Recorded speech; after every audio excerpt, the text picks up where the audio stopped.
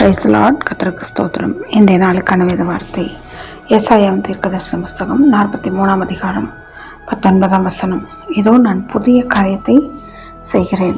ஆண்டவர் நம்முடைய வாழ்க்கையில் புதியதான ஒன்றை செய்ய வேண்டும் என்றால் அதற்கு முன்னதாக அவர் குறிப்பிடுகிறார், முந்தினவைகளை நினைக்க வேண்டாம், பூர்வமானவைகளை சிந்திக்க வேண்டாம். பழையதை நம்ம மறக்கணும்னு அவர் நினைக்கிறார். நிறைய நேரத்தில் நம்ம பழசை நினச்சி சோர்ந்து போய் கொண்டே இருக்கிறோம்.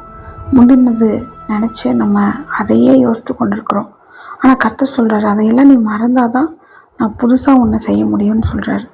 ஆகவே உங்களை துக்கப்படுத்துகிற வேதனைப்படுத்தின பழைய காரியங்கள் எல்லாம் மறந்துட்டு ஆண்டவர் எனக்கு புதுசாக ஒன்று செய்ய போகிறாரு, அதை கண்டிப்பாக செய்வாருங்கிற நம்பிக்கையோட ஆண்டவர் எனக்கு புதிய காரியத்தை செய்வார்னு விசுவாச அறிக்கை செய்யுங்க.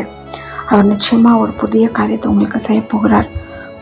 புதிய காரியத்தை உங்கள் வாழ்க்கையில் நீங்கள் வர நாட்களில் பார்க்க போகிறீங்க. கர்த்தர் உங்களை ஆசீர்வதிப்பார். ஆமென்.